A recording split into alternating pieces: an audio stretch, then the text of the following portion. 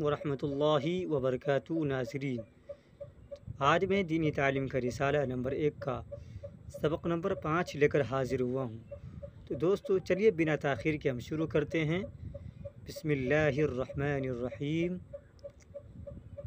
یہ مکہ شہر ہے جہاں حاجی جاتے ہیں، یہاں کعبہ ہے دیکھو، وہ کالے غلاف والا اونچا کمرہ کیا ہے؟ یہی کعبہ ہے۔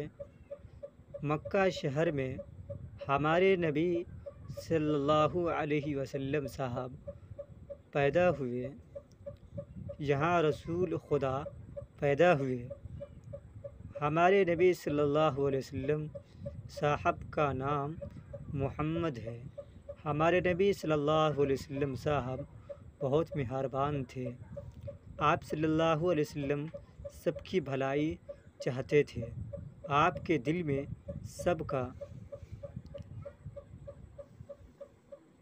درد تھا۔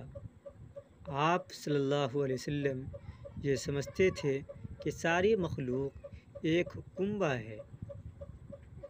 آپ صلی اللہ علیہ وسلم ہر جگہ نرمی کو پسند کرتے تھے، کسی کا دل نہیں دکھاتے، کسی کا جی میلا نہیں کرتے، کسی کو برا نہیں کہتے تھے اور کسی کا سوال رد نہیں کرتے تھے۔ اپنا کھانا بھوکوں کو کھلا دیتے۔ آپ صلی اللہ علیہ وسلم بھوکے رہتے، بھوکوں کا پیٹ بھرتے، سیدھی سادی زندگی بسر کرتے۔